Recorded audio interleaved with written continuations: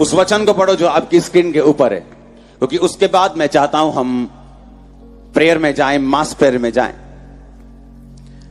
यूहन्ना का उस वचन अपनी स्क्रीन के ऊपर पढ़ेंगे। उस गवाही के साथ मेरा एक वर्ड का पेपर भी है, मुझे देना।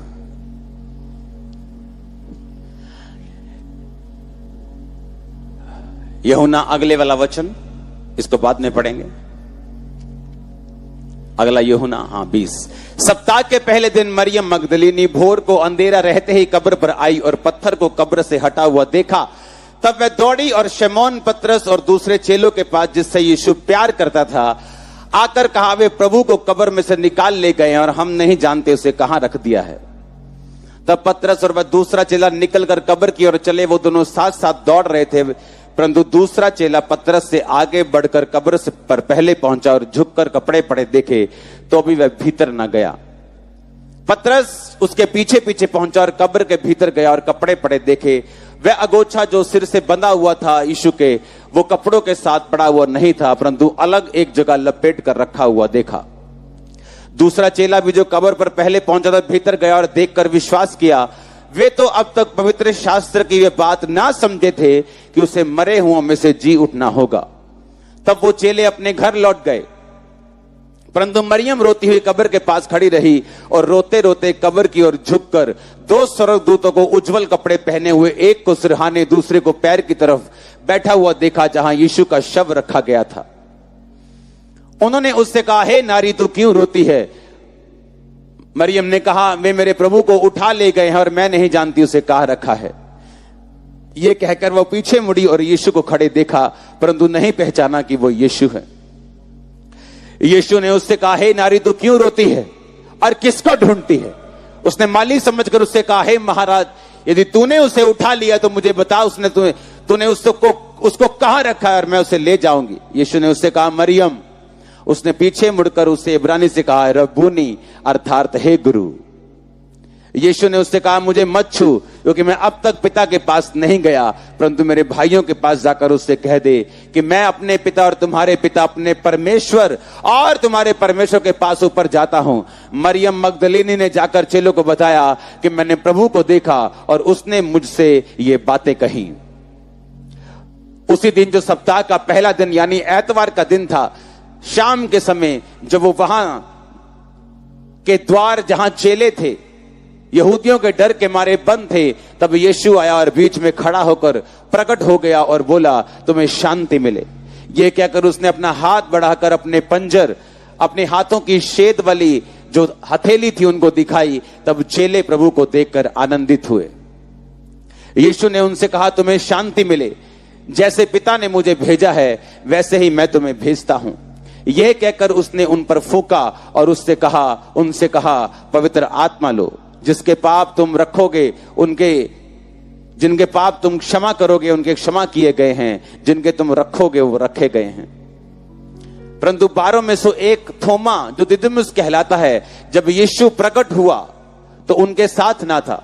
जब अन्य चेले थोमा से कहने लगे, हमने प्रभु को देखा है, तब उसने कहा, जब तक मैं उसके हाथों के कीलों वाले शेद में उंगली न डाल लूं, तब तक अपने उसके पंजर में अपना हाथ न डाल दूं, मैं विश्वास नहीं करूंगा।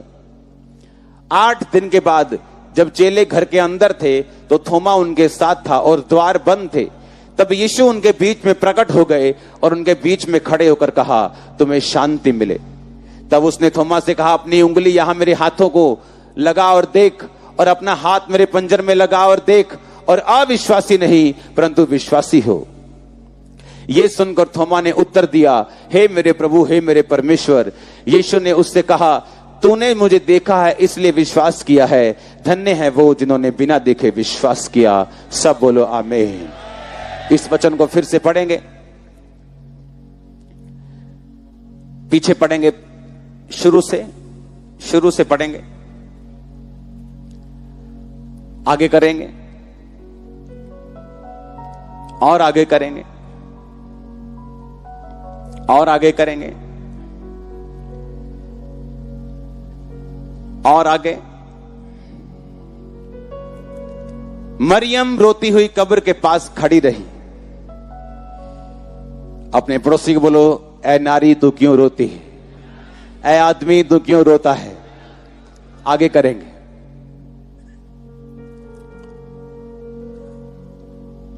बाइबल कहती है जब ये कहकर वो पीछे मुड़ी और यीशु को खड़े देखा और ना पहचाना कि वो यीशु है। क्या ऐसे हो सकता है कि आपके पीछे यीशु मसीह खड़े हों और आप उसे ना पहचाने? बाइबल कहती है जब उसको मारा पीटा गया, जो आपने प्ले में देखा था,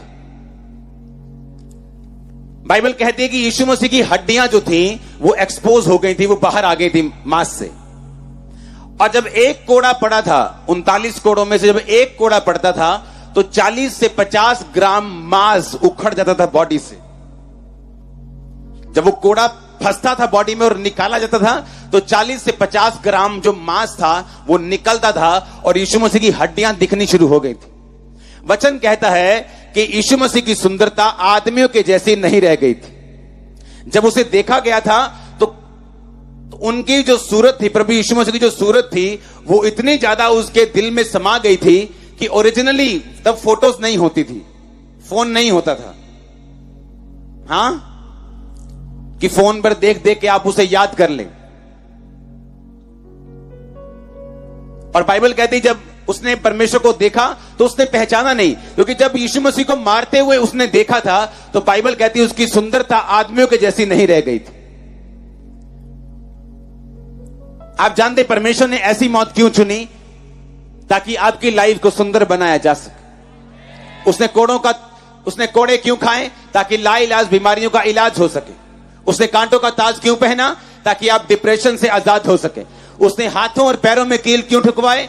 ताकि आप दुष्ट आत्माओं के बंधन से, मनुष्यों के बंधन से, कर्जे के बंधन से, श्रापों के बंधन से, स्ट्रेस के बंधनों से आप आजाद हो सके। इसीलिए उसने अपने हाथों और पैरों में कीलों को ठुकवाया। उसने क्यों क्रूस पर चढ़ना स्वीकार किया? आराम से भी मौत ले सकता था, कोई तलवार मार जाता, कोई सिर काट जाता, 2 मिनट में बात खत्म हो जाती।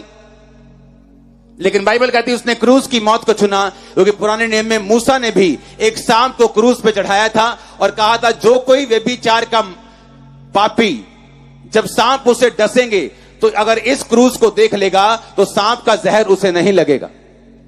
यीशु मसीह ने पाप को क्रूस पे चढ़ाया। जब बाइबल कहती जो काठ पे लटकाया जाता है वो श्रापित है।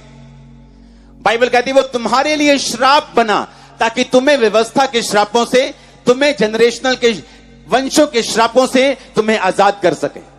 जब वंशों का श्राप काम करता है, आप जितने मर्जी इंटेलिजेंट हो, आपका बाप गरीब, आपका दादा गरीब, आप भी गरीब, बेटी जितनी मर्जी इंटेलिजेंट हो, नानी डाइवोर्स से गुजरी, मैरिटल प्रॉब्लम से गुजरी, मां गुजरी, अब बेटी गुजर रही, जितनी मर्जी इंटेलिजेंट, जितनी मर्जी सुंदर हो, आप हैरान होंगे कि उससे कम इंटेलिजेंट, कम सुंदर लोग अपनी मैरिज में सेटल्ड हैं, लेकिन वो नहीं है। कारण है जनरेशनल कर्स। ज्यादा टैलेंटेड व्यक्ति बिजनेस में फेल है, कारण है जनरेशनल कर्स। बाइबल कहती जो काठ पे लटकाया जाता है वो श्रापित है। इसका मतलब यीशु मसीह ने तुम्हारे और मेरे श्रापों को सूली पर लटका दिया और खुद श्रापित हुआ ताकि आज हम आशीषित जीवन जी सकें, उन श्रापों से बाहर आ सकें, अपनी लाइफ को रिस्टोर होता हुआ देख सकें। इसलिए मैंने कहा यीशु मसीह की कुर्बानी अन्य कुर्बानियों की तरह नहीं। उसकी एक एक चीज का मतलब था, उसकी एक एक चीज का बेनिफिट आज हम लेते हैं। वो सिर्फ बातों से चंगा नहीं करता, सिर्फ बातों से आपको घमंड करने का अवसर नहीं देता। उसकी बातें ऐसी हैं, उसकी कुर्बानी ऐसी है, उसके काम ऐसे हैं जो आज भी आपको थैंक यू जीसस बोलने पे, प्राउड टू बी क्रिश्चियन बोलने पे मजबूर कर देते हैं। आमीन। उसने कहा हे नारी तू क्यों रोती है? उसने पहचाना नहीं यीशु मसीह को। उसने कहा महाराज। उसे लगा बड़ा अच्छा भला बंदा है, शायद माली होगा, कुछ काम करने आया होगा, कि अगर आपने यीशु मसीह को कहीं रखा है तो मुझे बता दीजिए। क्योंकि वो चेहरा इतना भयानक हो चुका था, वो मार इतनी भयानक थी, वो कोड़े इतने भयानक थे, वो कांटों का ताज, वो ब्लड का बहना। मैंने आपको बताया था कि प्रभु यीशु मसीह की मौत कोड़ों के कारण नहीं हुई थी। जब एक व्यक्ति को क्रूज पे लटकाया जाता है, जिसने passion of the Christ movie बनाई थी, उस एक्टर ने बताया था कि सिर्फ मूवी करने के चक्कर में मेरे को निमोनिया हो गया था और क्रूज पे जब मैं वो सीन बना रहा था तो मैं इतना बीमार था कि मेरी डेथ हो सकती थी। मुझे प्रताड़ित किया गया कि तेरे को पिक्चर्स में रोल नहीं देंगे अगर तूने यीशु मसीह का रोल किया। तेरे को बाकी पिक्चर से निकाल देंगे, किसी भी तेरे को और काम में रोल नहीं देंगे अगर तूने जीसस क्राइस्ट का रोल किया। लेकिन उसने कहा मैंने रोल किया, मरते मरते भी रोल किया। जब यीशु मसीह को लटकाया गया था क्रूस के ऊपर, तो सांस ना आने की कंप्लीट वजह से उसका हार्ट फट गया था। क्यों? ताकि आपका हार्ट हील हो सके। मैं आपको दावा करता हूं, दुनिया का लाखों रुपया, दुनिया की बेस्ट पोजीशंस, दुनिया का बेस्ट फ्रेंड, आपका बेस्ट, आपकी विस्की बेस्ट, आपके होटल बेस्ट, आपको वो नहीं दे सकते जो यीशु मसीह के हार्ट के फटने के कारण आपके हार्ट को मिला है। मशहूर हो जाओ, मशहूर हो जाओ, मशहूर होकर भी आत्महत्या कर ली। मुझे ये चाहिए, मुझे एमपी बनना है, एमएलए बनना है। अरे उसके आगे होकर भी उनके बच्चे आत्महत्या कर रहे हैं, क्योंकि जो हार्ट परमेश्वर का फटा वो आपके लिए था। आज इसीलिए बाइबल कहती है कि यीशु मसीह टूटे दिलों वालों का परमेश्वर है। वो पिसे हुए मन को तुच्छ नहीं जानता। आपका हार्ट कोई हील नहीं कर सकता, इमोशनली आपको कोई हील नहीं कर सकता। आपकी काउंसलिंग हो सकती है, आपको अच्छी बातें बताई जा सकती हैं, अच्छी बातों से आपको गाइड किया जा सकता है, लेकिन आपको हील नहीं किया जा सकता। इधर मूवमेंट बंद करो मूवमेंट। इधर बैठ जाओ, क्या हो रहा है? इधर बैठ जाओ। हालेलुया। कितने मेरी बातों को समझ रहे हैं? एक हार्ट, उसकी सुंदरता के बावजूद उसका पति उसका नहीं, उसकी सुंदरता के बावजूद भी उसकी लाइफ उसकी नहीं, उसके फ्रेंड्स उसके नहीं, उसका हार्ट खराब होता है, दिल टूटता है। लेकिन बाइबल कहती परमेश्वर का दिल फाड़ा गया ताकि आपका दिल ना टूटे। उसको कांटों का ताज दिया गया ताकि आप डिप्रेशन में ना रहें।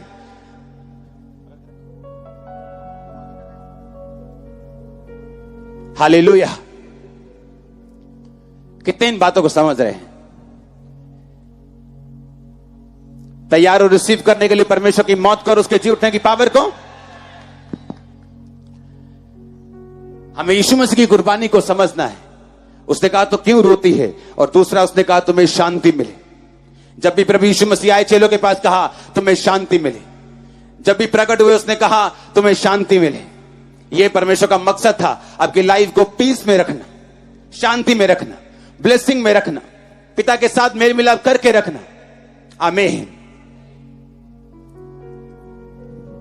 उसको पहचान नहीं हुआ यीशु मसीह को, जो 2 दिन पहले उसके साथ थी वो, लेकिन पहचान नहीं हुआ, क्योंकि वो चेहरा, वो मंजर इतना भयानक था कि उसके चेहरे, उसका चेहरा, उसका रूप, उसका जो बाइबल कहती है उसकी सुंदरता आदमियों की जैसी नहीं रह गई थी। वो उनके दिलों में, उनके हृदयों में इतना छप गया था कि यीशु मसीह का असली चेहरा देखकर भी वो उसको पहचान नहीं सके। उनके लिए बड़ी अजीब बात थी, क्योंकि मुर्दों में से कैसे जी उठ सकता है। तो मैं कहता मैं तो यकीन नहीं करता, तुम्हें दिखा होगा, मुझे दिखा नहीं। मैं तो उसके हाथों में डाल के देखूंगा उंगलियां, उसके पंजर में उंगली डाल के देखूंगा, अगर तो मुझे दिखाएगा तभी मैं मानूंगा कि वो जी उठा है। मुझे तो विश्वास नहीं है। आप जानते हैं यीशु मसीह का सारे जख्म हील हुए, एक भी जख्म नहीं था जो हील नहीं हुआ, सिवाय हाथों के, पंजर के और पैरों के कीलों वाले निशानों को छोड़ के कोई भी जख्म ऐसा नहीं था जो बॉडी में था। पता है क्यों? ताकि थोमा को विश्वास हो सके। आज भी जब यीशु मसीह पिता के दाहिने हाथ बैठे स्वर्ग में, उनके हाथों में आज भी वो निशान है, ताकि हम जब स्वर्ग में जाएं, पूरी दुनिया को, पूरे वर्ल्ड को, पूरे लोगों को अनंत टाइम तक ये मालूम होता रहे कि प्रभु यीशु मसीह ने हमारे लिए कुर्बानी दी थी। इसलिए पवित्र आत्मा ने वो निशान छोड़े हुए अभी भी वो, अगर स्वर्ग में यीशु मसीह पिता के दाहिने हाथ बैठे तो अभी भी वो निशान उनके, अभी वो छेद उनके हाथों में है, ताकि हमें, हमारी याद हमेशा उनके पास रहे। हमें हमेशा याद रहे कि परमेश्वर हमारे लिए मारा गया था, इसने इंसान का रूप लिया था, बिना पाप, कोई पाप नहीं किया, कोई गर्लफ्रेंड नहीं बनाई, कोई शादी नहीं की, कुछ नहीं किया, आके कुर्बानी दी। 33.5 साल की उम्र में, भरी जवानी में क्रूस पर लटकाए गए, मारे गए, तीसरे दिन मुर्दों में से जी उठ के स्वर्ग गए, स्वर्ग जाके पवित्र आत्मा को भेजा, वो 120 लोगों पे उतरा, आज वो आप पर उतर रहा है यीशु मसीह के सामर्थी नाम में। हालेलुया। जब एक व्यक्ति, आप किसी को छोड़ने जाते हैं, मान लो ट्रेन में या प्लेन में, कहीं पे भी, जब वो निकलने वाला होता है और टाइम थोड़ा होता है, वो आपको इंपॉर्टेंट चीज बताता है। ओ चाबी वहां रखी है, ओ फलानी चीज कर ली, ये बड़ी इंपॉर्टेंट चीज है, उसको फलानी चीज बता दी। यीशु मसीह ने जाते वक्त आपको एक बड़ी इंपॉर्टेंट चीज बताई है। क्या है वो? जब यीशु मसीह मुर्दों में से जी उठे तो क्या बताया उसने? मत्ती की 18, 19, 28 की, मत्ती 28 उसकी 18, उसकी 19, उसकी 20 आयत पकड़ेंगे। यीशु ने उनके पास आकर कहा, स्वर्ग और पृथ्वी का सारा अधिकार मुझे दिया गया है, इसलिए अब तुम जाओ और सब जातियों के लोगों को चेला बनाओ, उन्हें पिता, पुत्र और पवित्र आत्मा के नाम से बपतिस्मा दो, उन्हें सब बातें जो मैंने तुम्हें आज्ञा दी है मानना सिखाओ, और देखो जगत के अंत तक मैं तुम्हारे साथ हूं। हालेलुया। उसने कहा क्या बनो? क्या बनो? याजक बन जाओ। क्या बन जाओ? उसने कहा क्या बन जाओ? उसने कहा जाओ और बताओ सब लोगों को जो बातें मैंने तुम्हें सिखाई हैं, लोगों को मानना सिखाओ, बाप बेटा पवित्र आत्मा के नाम में उन्हें बैप्टाइज करो, और देखो जगत के अंत तक मैं तुम्हारे साथ हूं। उसका वचन भी यही कह रहा है, सेवा करो।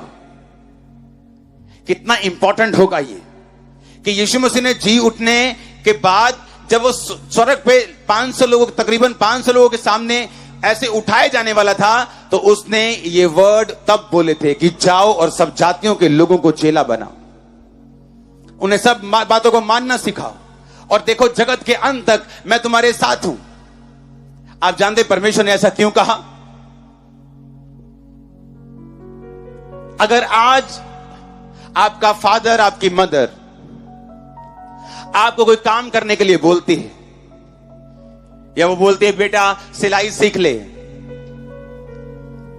बेटे को बोलती है बेटा फलाना काम सीख ले, तो वो इसलिए नहीं बोलती कि वो ये नहीं, आपके बाप ने इसलिए नहीं कहा कि बेटा इलेक्ट्रिशियन बन जा कि आपको करंट लग जाए, ताकि आपका लाइफ आप बिता सकें, बिना भीख मांगे चल सके, हां, खुददारी से जीवन जी सके, परिवार का पेट पाल सके, हां या ना? जब परमेश्वर ने आपको बोला कि जाओ और सब जातियों के लोगों को चेला बनाओ, उन्हें सब बातें मानना सिखाओ, तो इसलिए नहीं कहा कि आपको मार मिले, आपको विरोध मिले, या आपको फलानी चीज का नुकसान उठाना पड़े। उसने इसलिए नहीं कहा, उसने ऐसा इसलिए कहा ताकि तुम याजकों की कैटेगरी में आ सको, और मैं उत्तम से उत्तम दाख, उत्तम से उत्तम तेल, उत्तम से उत्तम लाइफ, उत्तम से उत्तम जीवन, उत्तम से उत्तम लाइफ पार्टनर तुम्हें दे सकूं। ओ आमीन ऊंचा चाहिए मेरे को, आमीन ऊंचा चाहिए, आमीन ऊंचा चाहिए। हालेलुया। आप मेरी बात समझ रहे कि नहीं? उसने कहा मैं जी उठा हूं। क्यों रोते हो?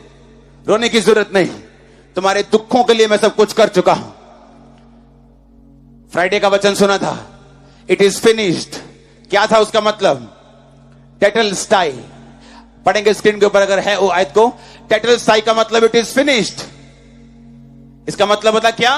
पिता जो तूने काम मुझे दिया था वो काम मैंने कंप्लीट कर दिया है, इसमें 1% भी गुंजाइश नहीं है कि और बेहतर किया जा सके। टेटलस्टाई वो पेंटर लिखते थे, जब वो पेंटिंग करते थे और परफेक्ट करते थे, एक भी करेक्शन की गुंजाइश नहीं होती थी, वो लिखते थे टेटलस्टाई, यानी काम हो गया, इट इज फिनिश्ड, सब पूरा हुआ। यीशु मसीह ने कहा काम हो चुका है, तुम्हारी बीमारियों के लिए, तुम्हारी तकलीफों के लिए, तुम्हारे उद्धार के लिए, तुम्हारी मुक्ति के लिए सारे काम कंप्लीट हो चुके हैं। विश्वास करो मेरे किए हुए कामों के ऊपर और फल पाओ यीशु मसीह के नाम में। आमीन। उसने कहा कि सब जातियों को जाकर चेला बनाओ। उसका मतलब वो आपको याजक की कुर्सी देके गया है, इसलिए नहीं कि आपको विरोध मिले, इसलिए कि वो आपको बेस्ट दे सके, आपकी लाइफ सिक्योर रह सके, आपकी लाइफ सुरक्षित रह सके। जो सेवकाई में है उनकी लाइफ सुरक्षित है, यहां भी और ऊपर भी। वो परमेश्वर के हाथों में है, वो वर्दी हैं, वो बहुत परमेश्वर की निगाह में वैल्यू रखते हैं। जो लोग सेवकाई में है, जो लोग परमेश्वर के राज्य को किसी ना किसी रीति से बढ़ने में मदद कर रहे हैं। आमीन। उसने कहा सब जातियों को जाओ और चेला बनाओ, उन्हें बातें मानना सिखाओ जो शुरू से लेकर अंत तक मैंने तुम्हें मानना सिखाई हैं। आमीन। यूहन्ना के उस अगली आयत को पढ़ेंगे, नहीं, पिछले यूहन्ना जो पिछला वचन था उसकी लास्ट आयत को पढ़ेंगे। एक शान से जी उठा, पिछली आयत को पढ़ेंगे। एक शान से जिसने, यीशु मसीह ने कहा, जिसने मुझे देखा और विश्वास किया वो नहीं, जिसने बिना देखे विश्वास किया वो धन्य है। वही थोमा इंडिया में आया था, मालूम है कि नहीं? वही थोमा आके इंडिया में प्रीच करके गया और यहीं रहा और यहीं मारा गया। पतरस के हाथ की एक हड्डी अभी भी इंडिया में पड़ी, मैं देख के आया हूं। हाथ की हड्डी, उंगली की हड्डी।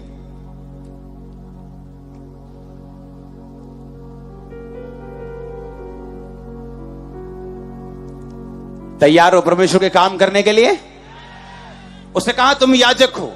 यीशु मसीह कभी नहीं कहते नहीं तो वो 12 चेलों को बोलते कि जाओ और मेरा प्रचार करो। बाइबल कहती है उसने 12 को नहीं 500 को बोला। उसमें 12 प्रेरित भी थे, उसमें लोग भी थे, उसमें औरतें भी थी, उसमें सब जन थे। आमीन। सृष्टि के आरंभ में औरत को गुनाहगार माना गया, इंसान को गिराने के लिए उसकी जिम्मेवारी लगी और सबसे ज्यादा श्रापित औरत को किया गया।